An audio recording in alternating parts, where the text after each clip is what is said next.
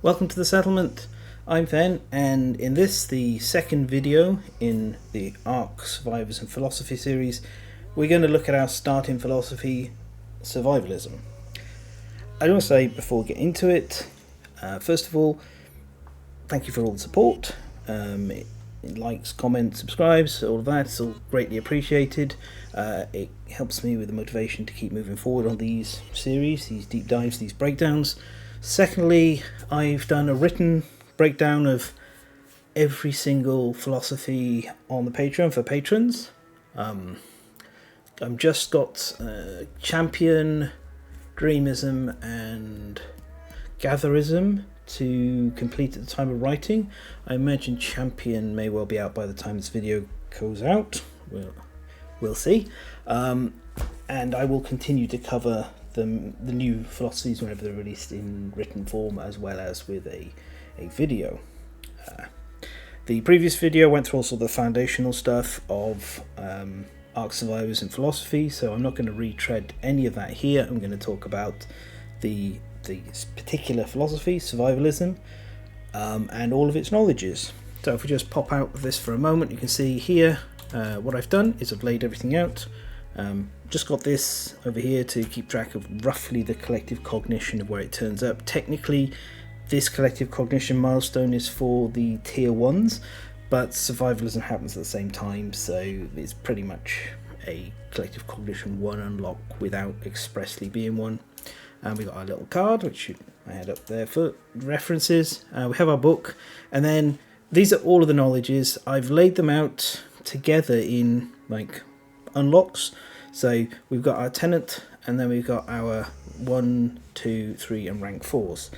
In general terms, the higher up the ranks you go within a philosophy, the stronger or more unique and specialized or weird or possibly even game warping the philosophy's knowledges should be. Survivalism, not so much the case, and that's because survivalism is a starting philosophy. It's the only one we have right now, and I do hope there's more. Maybe the inverted mountain will bring us, mountaineering, climbing as a starting philosophy. And I do think it's really exciting that Team Death left this window open here. So it's not just you always have the survivalism, it's you always have a starting philosophy. And I think that's really fun and exciting and a nice point of leaving space open for future design. So that's pretty cool. But overall, survivalism is intended to be present in every campaign we play right now. So it has a constant presence. And as such, it's not super powerful because it's not intended to be. This is the first philosophy you play with in a campaign. If it was really strong, you wouldn't experiment with tier 1s, tier 2s or tier 3s. You'd just spend your time gunning for as tight a suite as survivalism as you could possibly manage. So that in itself is really great. I think it's well balanced. Briefly, as sort of an aside in comparison, Dreamism is a core philosophy for, that's my dog, a core philosophy for the people of the Dreamkeeper, and I find it to be a bit overpowering at times. There's some of the knowledges within Dreamism are so good that they kind of push other things out. Survivalism doesn't ever make me feel like that. It doesn't make me feel like choosing something else is stronger or or even weaker. I'm content with the level survivalism is at, but that doesn't mean everything in here is a surefire hit. It also means everything in here doesn't have to be a surefire hit. Okay, so structurally what I'm going to do is I will go through each rank and then the knowledges and then move on to the next rank and so on and so forth. And at the end of this, I'm just going to sort of wrap it up with what I personally find to be either the strongest or the most engaging of the knowledges. And I'll try and follow this structure for everything going ahead. So let's get over to the book, shall we?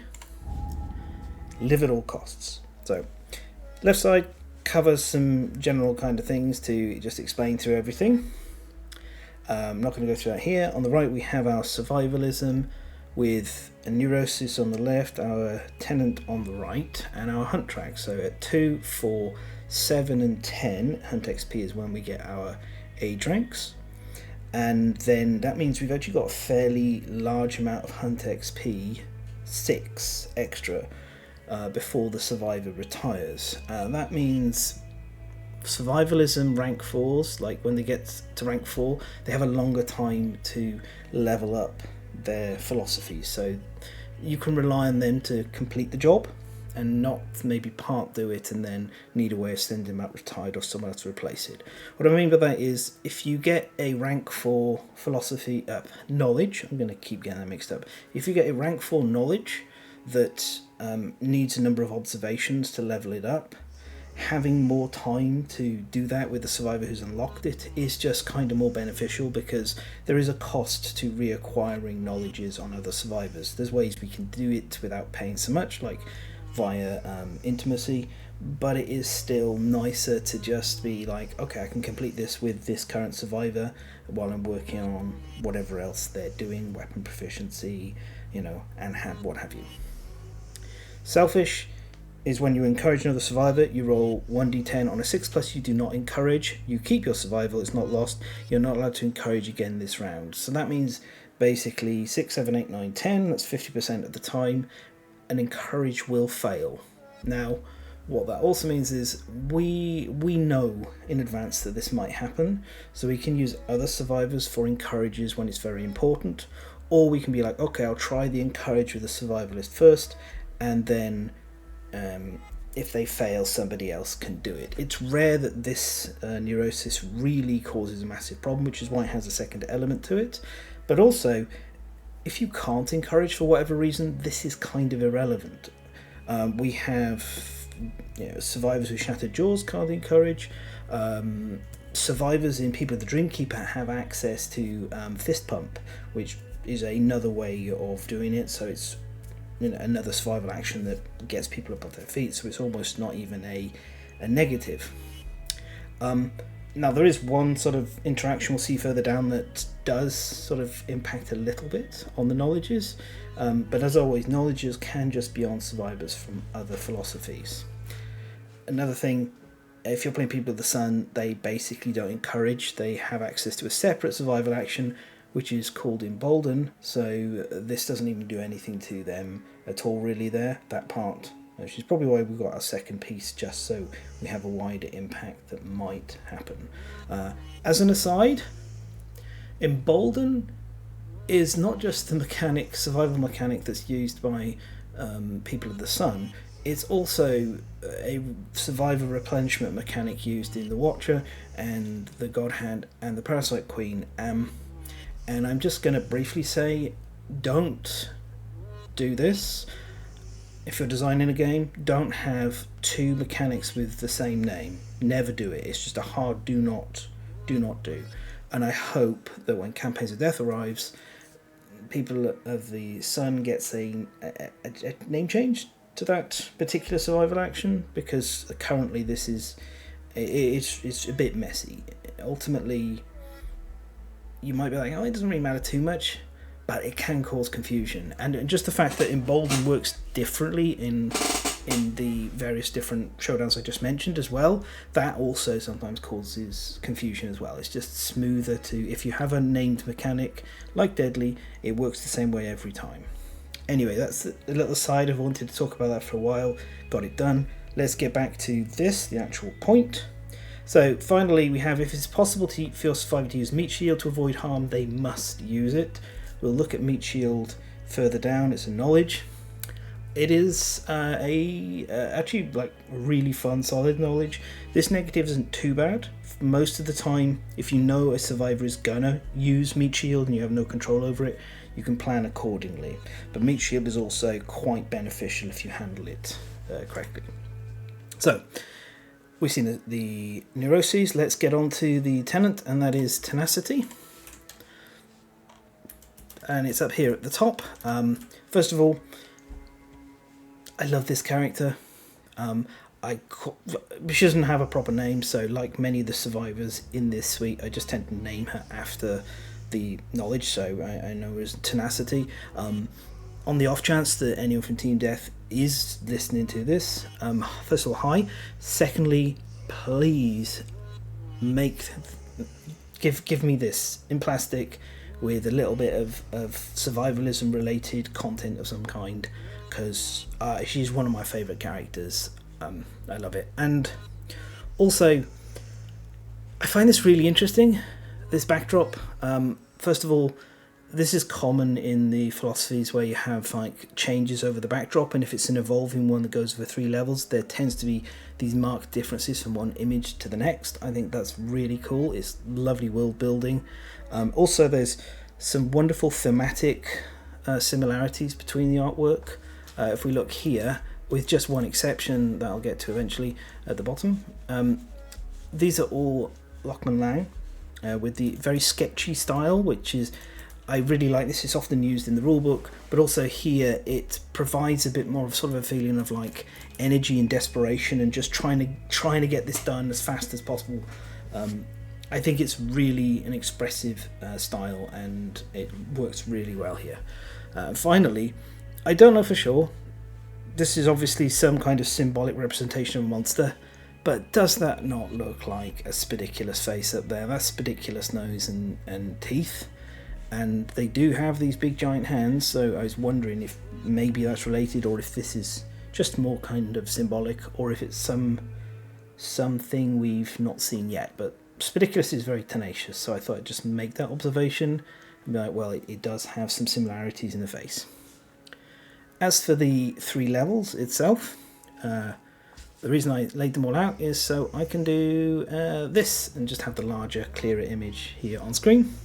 So, first of all, we have the 1 cost Tenacity 1. This is our Tenet knowledge, as mentioned. And when you depart, you gain a survival token. And we don't have any specific survival tokens, so you use a generic token to represent it. I tend to use the green ones because green in the game is a bit more orientated towards defense, and that's just like, I think of survival actions as defensive actions more than offensive ones most of the time. But regardless, it's a token, and you just have it, and you can spend it at any time to gain +1 survival. Timing on this is just like wild. It's more or less like whenever, however. I tend to just be like, if I'm in the middle of doing an action, like I'm not going to do it there, but if I have like spots, flow steps, moving on to a new thing, I'm fine with using it there.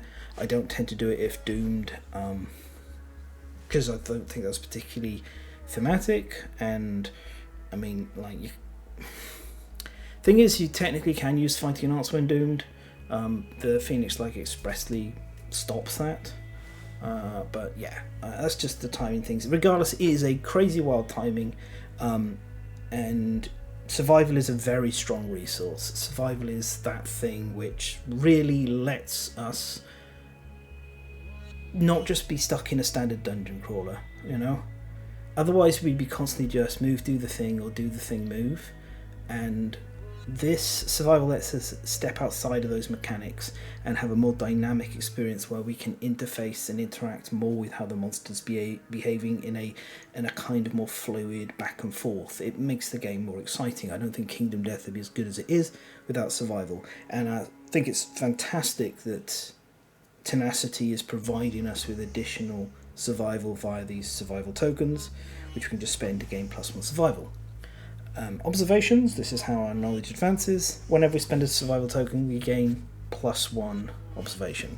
That means, barring any weird hijinks, Tenacity 1 will take 2 showdowns to complete. It then evolves into the 2 cost Tenacity 2. When you depart, you gain 2 survival tokens, and again, these survival tokens still provide +1 survival, and whenever we spend a survival token, we gain +1 observation. That means we've got 2 per showdown, so that's 1, 2, 3 showdowns, and we should be done with Tenacity 2, assuming the survivor makes it through all of those 3 showdowns. The final version is our 4 cost Tenacity 3. When you depart, you gain 3 survival tokens, and you may spend a survival token at any time to gain +1 survival. Now, as you get further in, survival limits go up, departing survival goes up, you get deep reserves of survival. These survival tokens can become a bit less valuable, but the thing is, you are always going to have tenacity in a campaign. It's the first knowledge you're going to get outside of the starting knowledges because of how the introductory occurs, and that will remain the same until we have a different starting philosophy, and then just it's not present at all. So we want to level up tenacity as fast as possible because it is always present. It's always something that is going to be in the deck. We don't really have a way of removing it from the deck, so we want to get this leveled up. In other words, spend your survival tokens as soon as possible. Like, unless you're against a monster you know like drains survival, in which case you might want to save it for a pop backup. You want to spend it, and if you're getting towards the end of a showdown, you can, be really aggressive with your survival spending to make sure all those tokens are spent. You should never end a showdown with unspent survival tokens unless somehow your survivor dropped dead before getting to use them. So then we go on to rank 1, and we have this, the Divergent, which I always forget that this page is here, and it kind of jump scares me every time. So if you reach 1200 XP having never departed the settlement, you make a life-changing leap of logic, and there's a Divergent rank at the back, behind all the others. We'll look at that separately at the end. As to how to do this, there's a bunch of ways. The forum, for example, has the ability to hunt XP to survivors by spending Lummy. If you can manage to force a survivor to consume a resource, the Perfect Organ can do it, but you can't normally consume that, so it does require a couple of other sort of hoops jump through. But basically you can get this done. And it is something that's worth pushing for once your settlement is set up, because it's a very useful ability that we will look at when we get to the Divergent rank. On to rank 1, Survivalism only you. You are alone, all that matters is your survival. Adapt to survive. You gain +1 Lummy and you roll 1d10. I'm going to be saying gain +1 Lummy and roll 1d10 every time we go through these, because some of the rank ups don't actually have exactly that. +1 Lummy and roll 1d10 is the default, but it's not always the case, so I will be talking about that. So on a 1 or a 2 we get accuracy training. On a 3, 4, 5 or a 6 we gain Desperate Strike. On a 7 or 8 we gain Strength Training. On a 9 or a 10, if we have at least Collective Cognition 5, we'll gain the Strength Training, and then our survivor will seek to prove it, challenging everyone in the settlement to wrestle and gaining +1 Courage. I've actually found since playing Ark Survivors, Courage has sort of been a little bit harder to generate than Understanding. That could just be the expansion mixes I'm using, but I mean this is a place where you get it. And then if we have Collective Cognition 11, when the survivor makes it to rank 1, i.e. 200 XP, then they get to do Introspection, which gives them a random disorder, a random knowledge, and +2 Lummy, which that's actually quite nice to just... because as I said, survivalism falls off a bit by design. Having the additional bonus Lummy and knowledge means that you can jump into getting some stronger or like specific themed things that you're getting that survivor to do when your settlement is a bit further in the campaign. Now we're going to look at these 3, but it's worth bearing in mind the percentages: 20% accuracy training, 40% desperate strike, and 40% strength training. There is one of these I want more than the others, and we'll discuss that before we move on to the second rank. But let's look at these. First of all, we've got accuracy training. It's a 2-stage stat booster. Accuracy training 1, 0 cost. It's just a theory. And whenever you successfully hit the monster, you gain +1 observation, limit once per attack. So if you can manage 6 attacks in a showdown, which is not unheard of, early on especially, showdowns can run a bit further and hits can impact without resulting in wounds, then you could get this done in a single showdown. And it advances to accuracy training 2, which is very simple. We've got the best girl Lucy here practicing her accuracy by throwing stones at a pile of stone faces, and it's +1 accuracy. This costs 1 Lummy. It's pretty cheap, and it's cheap by design because I mean it's not particularly good. Like, accuracy is a good stat, but one of the things we always have to think about in Kingdom Death is our slot costs. So not just the cost of purchasing, which is 1 lummy, but also the cost of that knowledge slot. While we can empty the slot and put something new in, it is occupying space and costing us something. +1 accuracy early on is great. Later on, it's not bad, but there's better things you could be doing with that knowledge slot. So ideally, I don't ever roll accuracy training in a campaign, so it doesn't go into the deck. I don't really want it. Maybe in the future as a campaign with like massively inaccurate weapons, that could change, which is cool if it does. But for the main point here, I don't think +1 accuracy is worth the price of this knowledge slot, and more importantly, the slot in the deck. If I had a way of removing survivalism's knowledges from the deck after a certain amount of time, I'd have a different opinion, because you could keep it in until you don't really feel like you need it anymore, but that's not the case. It's here, and ideally I just don't roll it. Our second one is Desperate Strike. Starts at 0 cost. Desperate Strike 1 is just a theory, and it advances as soon as you roll a perfect hit, and it becomes Desperate Strike 2. Desperate Strike 2 is 1 lummy, so 1 cost, and on a perfect hit you gain +2 strength until the end of the attack. That's barbed 2, but you can put it on any weapon you like, and then for each perfect hit you gain an observation. So 1, 2, 3, 4, 5, 6, that's 6 perfect hits, and this will advance again. We can also tie this with other like weapon abilities or other ways of increasing the range of our perfect strikes. Deadism has Dark Eye, I think it's the name of the knowledge, but that does increase your perfect hit range, so we want to be looking for things like that.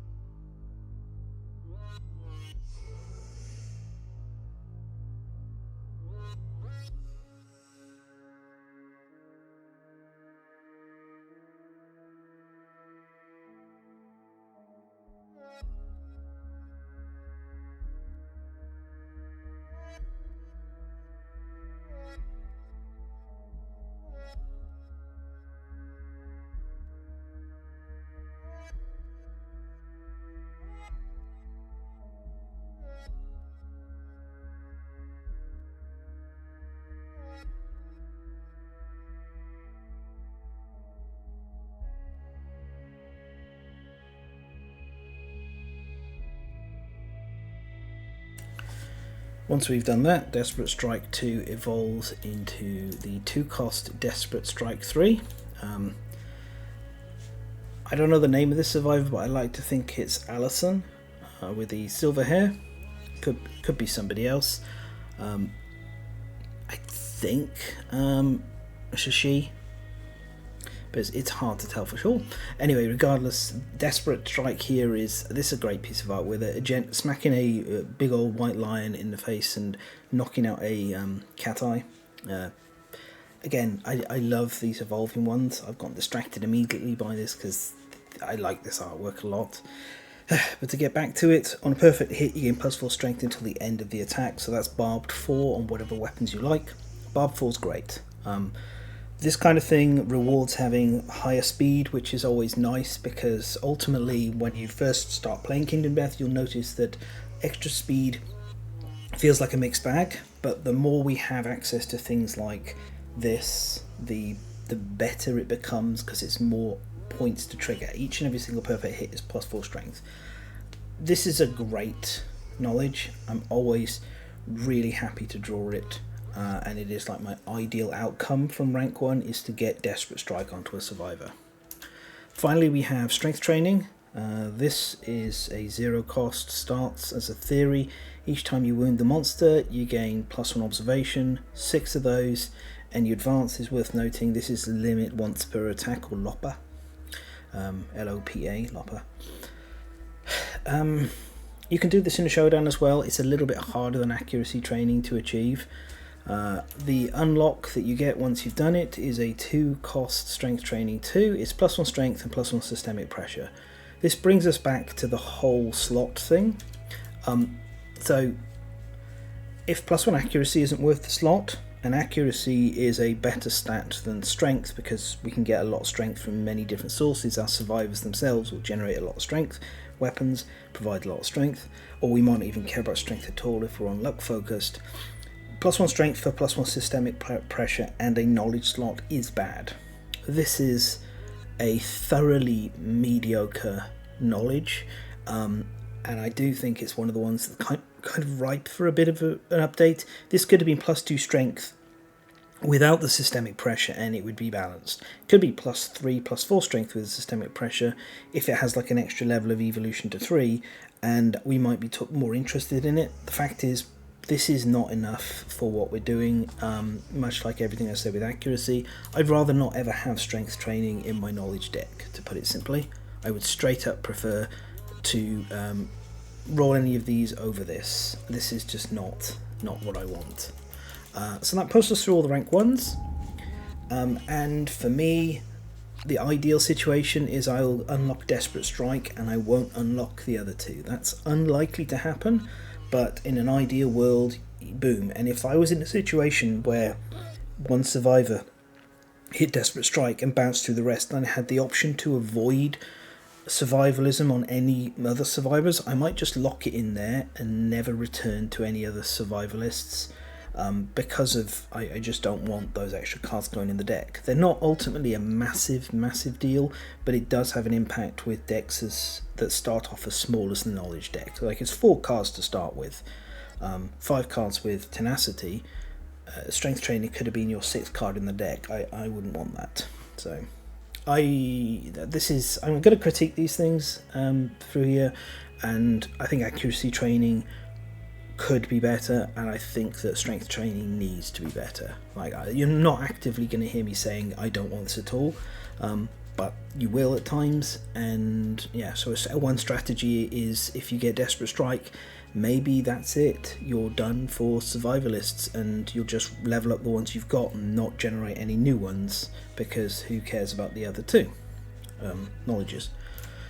Rank 2, we have Survivalism and Trust Fear. Survivors and their tools are feeble. No one and nothing can protect you, so you give in to fear. It electrifies your exhausted body. You gain a lummy, you roll 1d10. On a 1, you gain +1 movement and +1 systemic pressure. Actually, a good trade. Like, movement is a really good stat, and I value it. Like, I think 1 movement, especially as it doesn't take up a slot, this is just a survivor gain, is worth a systemic pressure, worth that risk of more dangerous, severe injuries. On a 2, 3, 4, or 5, we gain Meat Shield, and with Collective Cognition 9 or higher, we also gain Tumble. On a 6, 7, or 8, we gain Death Sense, and with Collective Cognition 16, we gain +1 evasion, but one eye dries out and we suffer the blind, severe head injury. Not ideal, but if you've got like inbuilt evasion, you can function as a tank and not really worry so much about the loss of the accuracy that losing one eye represents. And also, you can game this if you've got Dridecanthus. They are a returning survivor, so you could be like, they're going to hit rank 2 when they return. I'm going to make sure that they have Dridecanthus in their gear grid as a returning survivor, so they can ignore this. So there is counterplay to it there. And then on 9 or 10, you gain Rolling Dive, and on the next depart you gain a bleeding token. And on CC 8+, so Collective Cognition 8 or higher, you also gain Tumble. So this is a pretty decent table, but we'll take a look at the knowledges in order to round it all out. So first up we have Meat Shield. This is a 1-cost knowledge. It is the one that's linked to the Neuroses, so if you have Selfish by being a survivalism survivor, then you've got to use this. And the way it works is, before resolving damage from a monster's move and attack action, you may exchange places with a survivor adjacent to you. They suffer any damage in your stead. A switch survivor cannot perform Meat Shield or dodge. So one of the things this does is it lets a tank survivor nestle up next to a vulnerable meat shield owning survivor, and ensure that you still take the hit when you're facing monsters that might target based on highest insanity or most tokens, or even say the Crimson Crocodile, who looks for survivors who have 0 insanity and are terrified. You can have the tank instead take the hit. Somebody else can get there, and the vulnerable survivor is safe. There is also another neat little thing you can do, which is if you have enough evasion, you can stack it all on a survivor, and then have all the armor points on a different survivor, and the survivor with the high evasion gets to evade the attacks, and then they get to tag in their tanky armor point based mate to soak all of the hits. So there's a little bit of fun sort of interplay you can do there. If you have like a leyline walker, you can run them as an aggressive attacker with meat shield, as long as you stick them together with their punching bag right next to them. So that's kind of fun as well. And there's things like that you can look at. Meat shield, I think, is my favourite knowledge in the entire Survivalism suite because of things like that. I've just listed sort of 2 things that you can do with it, but there are more, and there will always be edge cases where it works. And I really like position-based stuff that rewards you for have your survivors adjacent. Spear Mastery is another one that does that. I think this is really cool, and it brings more into the whole concept of where you are in the showdown board, where you're standing matters. Something which I've noticed Team Death have lent into more and more, and I really appreciate that, because the showdown board is really big and really empty a lot of the time, and the fighting often happens in a very small space. But having stuff like this, where positioning matters, does change things.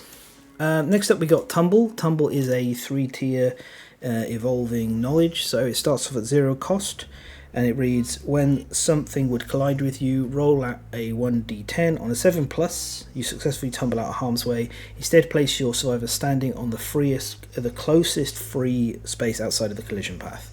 And when each time you successfully tumble, we gain an observation. We need 2 to advance to tumble 2. This is quite good. As the image shows, this is a survivor rolling out the way of a white line grab attack, which is one thing it can be used against. It's gotten even better with the introduction of monsters that care about collision even more. Tumble is phenomenally good against the Screaming Guard. I find it really, really helpful there, because there's a lot of things trying to collide with you. And it's really nice to have this in your back pocket to let you move around a bit. But the same with just the normal Screaming Antelope, and as I said, the White Lion. There's a number of monsters that like to collide with you to cause crowd control. And this is counterplay for that. It levels up to a 1 cost with Tumble 2. Same text as before, but now it works on a 6+, so that's half the time instead of 40%. And then each time you successfully tumble, it advances 5 observations, gets us to Tumble 3, which is a 2 cost knowledge. And when something would collide with you, roll 1d10. On a 5+, you successfully tumble out of harm's way. Instead, place your survivor standing on the closest free space outside the collision path. So 60% of the time you get to ignore collisions when they happen. As I said, Screaming Guard, but Dung Beetle Nightball, there's a whole load of areas where this can be helpful. It's never something you build around, but it is kind of a nice thing to have depending on the monsters in your campaign. So the value on it goes up and down. These are the kind of knowledges I really like, because they vary. They're situationally stronger or weaker. It's nice to have stuff like that. I don't want everything to just be the best, but I likewise don't want things to be the worst. I want things to be situationally stronger or weaker depending on what's going on, so you're making decisions about what you use as tools. And Tumble has proven to have just gotten better and better with time. I really like it. Then we got Death Sense. So this is our 1 cost at start. It's just a theory, and the observation is whenever you dodge, gain +1. So it requires 8 observations to advance.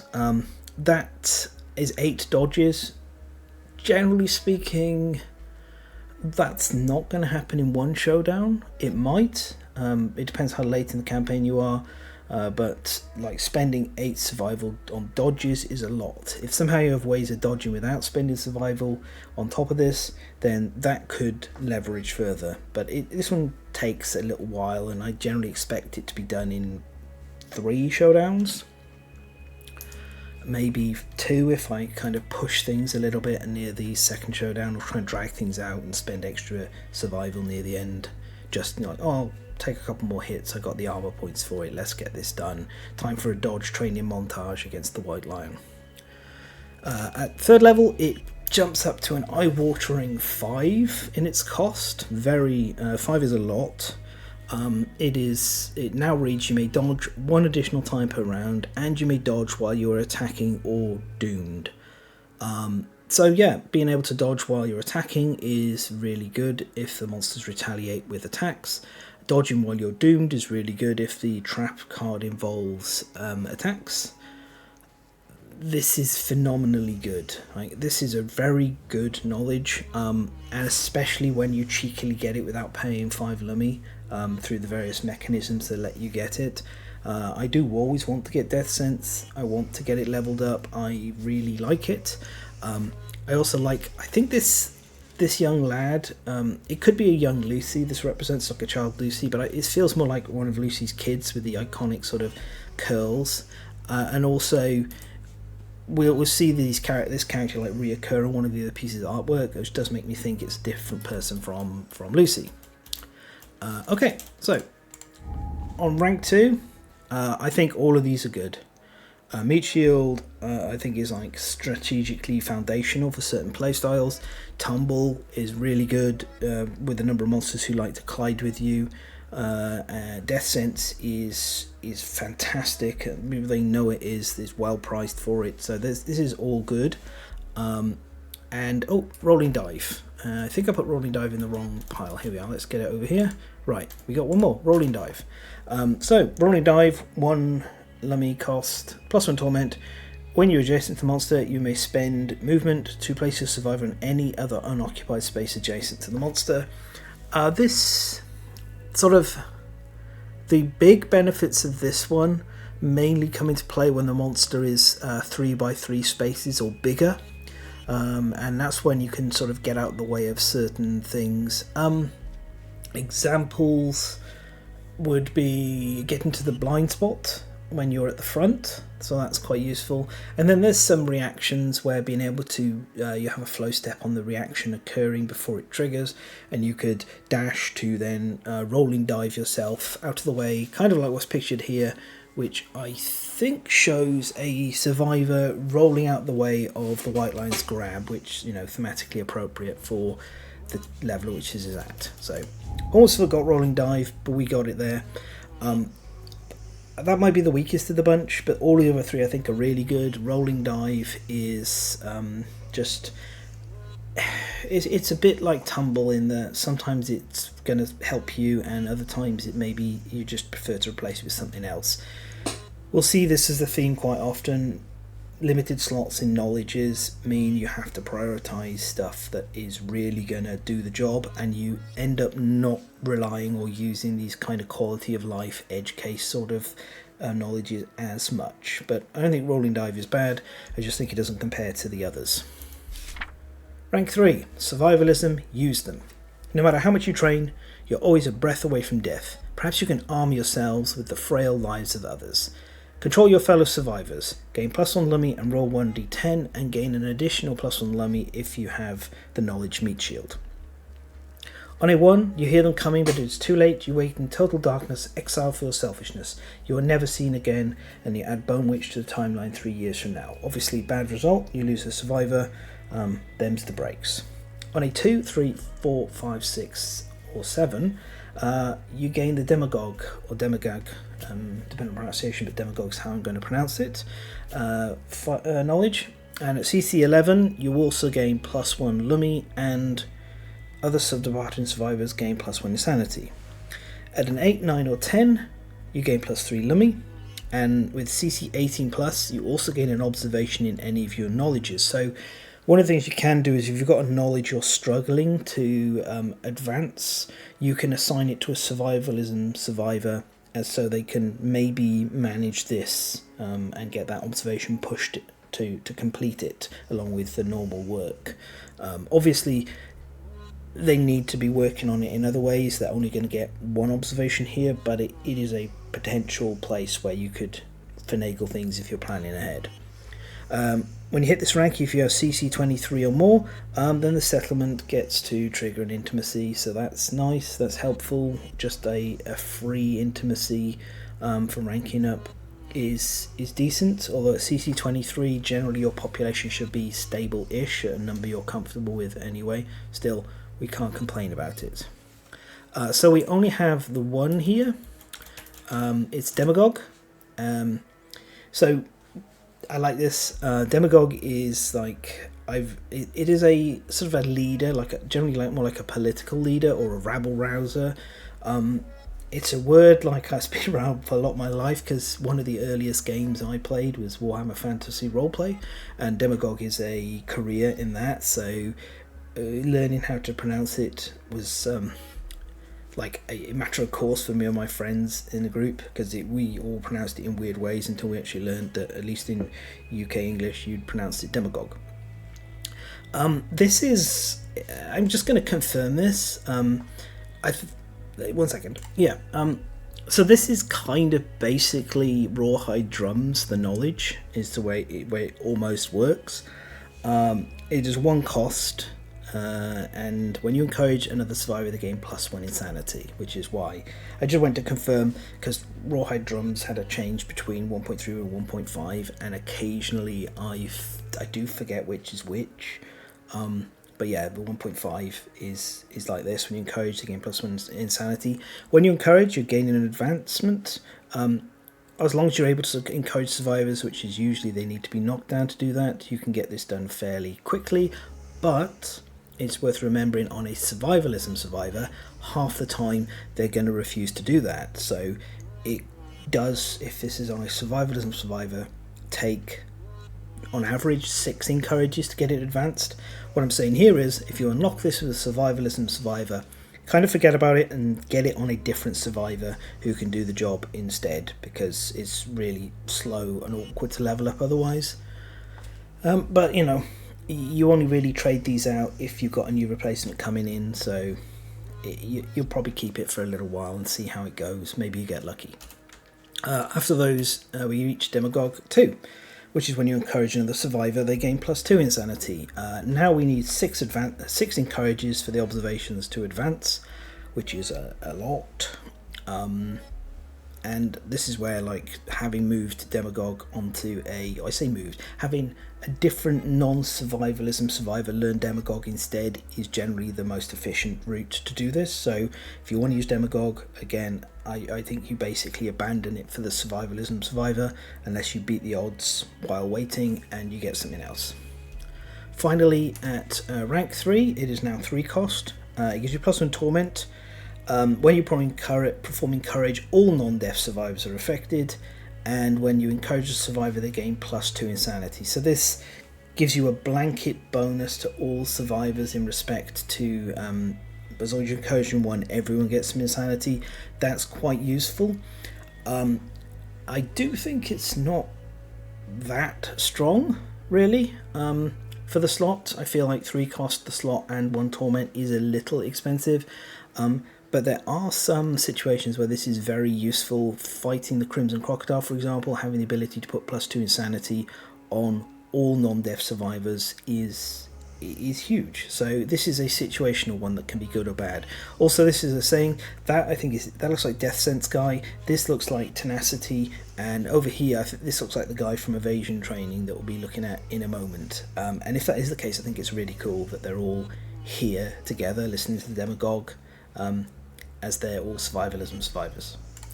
Okay, so with that done, we get to go up to rank 4. And this is Survivalism, Survival Beyond Death. What did you struggle for if it could all end in an instant? You refuse to let your life end with death. Transcend survival. Gain +1 Lummy and roll 1d10 and a +2 to your roll result if the settlement's innovated both family and hovel. I really like that. It's cool because it is kind of the growth of maturity beyond just the individual to like the understanding of a legacy and passing forward to later generations. That's the incredible thing about humans. We have language and we can use that to talk with people in the future. I'm recording this now, saying this here. You're weeks away probably listening, if hello, and that's really cool. And it's the same. We can read books and words from people who are hundreds, if not thousands of years long gone, and that's really sweet. And this is kind of like, it feels, a lot of the philosophies do some really interesting stuff in respect to like lore building, either for the world or the individual characters. This is one of those. This is like the survivor gets past a lot of it and reaches this epiphany of, well, maybe this world is harsh and cruel and I could be taken in an instant, but I can also, leave something for those who follow on, and they can benefit from that and last as well. So, on a 1, 2, or a 3, we get +1 luck after skipping the next hunt. Great. Luck's a very strong stat, like absurdly strong. At some point, I think I might even have to talk and write about how strong it's gotten, and as monster designs have scaled up, just using luck to bypass their mechanics has become incredibly powerful. So we can't complain about this. Skipping a hunt, +1 luck, sure. On a 4, 5, 6, 7, or 8, we gain the mentor ability, or if we're the only survivor, then we get +1 strength as we train ourselves. With CC 14, nominate another survivor with less hunt XP. As your body's slow from exertion, your mind's quickened, you anticipate each other's attacks, and you both gain evasion training, or if you train alone, you gain +1 torment as you're filled with a deep emptiness. The mentor ability is you may spend a endeavour to nominate a survivor with less hunt XP than you. They gain +2 lummy and +2 hunt XP, limit once per lantern year. This is something again that we can contribute towards getting to that divergent survival rank. If we have a mentor, they can once per year help push that survivor forward to get to 12. So that's like another interesting interaction point. On 9 or 10, then we get the ability to, any survivor who does not already have a philosophy can adopt survivalism this year. And if at least 3 do this, then they challenge one another to improve, and one of them may gain 1 knowledge of their choice from the forum without spending lummy. So 3 knowledge. They are survivalism survivors, so they're not as good as some of the others might be, but still, it's something. And if we have CC 21, then after finishing teaching a new generation, a hooded knight approaches you in secret, and if he's anything like the hooded knight that Justin and I encountered, he slaughters a bunch of your population and comes back and keeps doing it over and over. That was wild. No.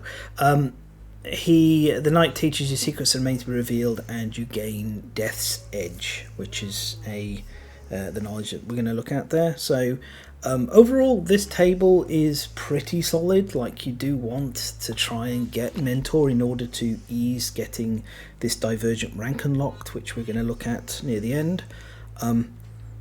But if you've already gone past 3, then getting to 4 is like worth doing. So there's nothing wrong with that at all. And I think it's a solid enough table. It's just not full of my most beloved knowledges. So first of all, we got evasion training, 0 cost theory to start with. Whenever you are targeted, you gain +1 observation. So 5 observations targeted 5 times. So that can either be the sole target or a member of like all survivors targeting type stuff. That'll advance to evasion training 2. This is a 2 cost knowledge. It gives you +1 evasion, +1 torment, and you remain light on your feet. When you depart, subtract 2 armor points from your legs. Like accuracy training, like strength training, this is actually just not particularly good.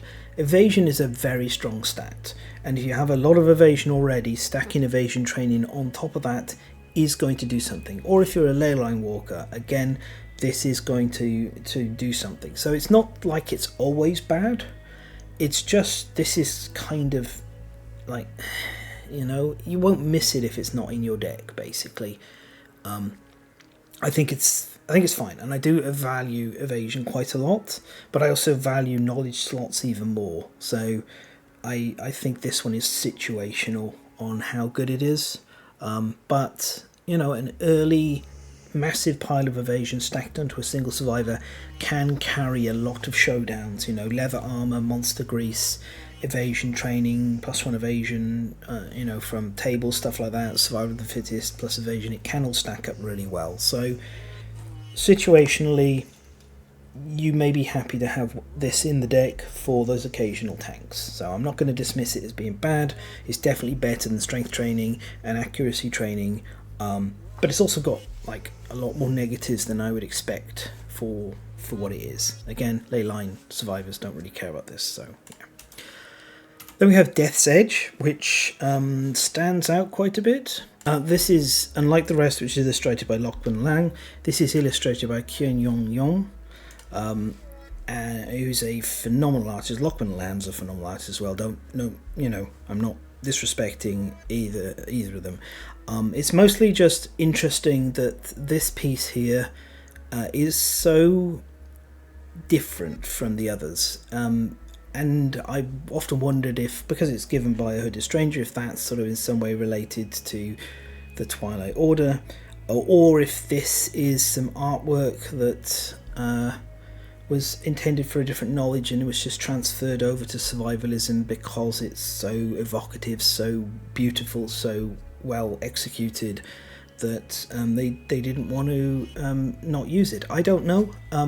It's one of those list of things that I would love to ask Adam about, but then I'm never going to remember, really, because it's such a small little detail. But it's interesting because so much of the philosophies have artwork that is like very structured. They pick one artist to do the work unless there's thematic reasons for there being multiple. So given how deliberate everything is in regards to this sort of world building, I do wonder why we have this art.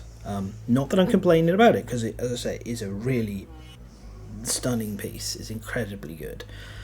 So 2 Lummy Knowledge gives you +1 systemic pressure, and you gain +1 strength for each systemic pressure you have.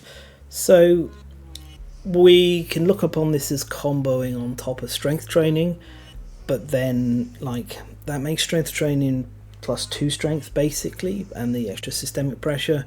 So that's, it's like, obviously it has some kind of combo. Yeah, you can also gain more systemic pressure by choosing it whenever you by gaining secret fighting arts, and whenever you gain one of those you gain +1 systemic pressure, or torment, your choice. You can stack it up that way, and also sometimes if you have things that generate systemic pressure tokens, you can leverage those for a temporary risk for a strength bonus.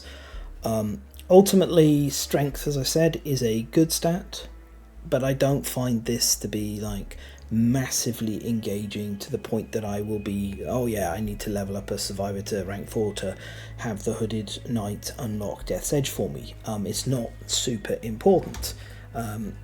It's kind of a filler stat gainer with incredibly beautiful art. So yeah, I mean, as I say, like, these rank 4s I don't think are super great. They do have situational uses, which means they're not bad, but I could easily see myself just stopping on rank 2 quite often with my survivalists and being happy with this. And the reason to go higher is that mentor ability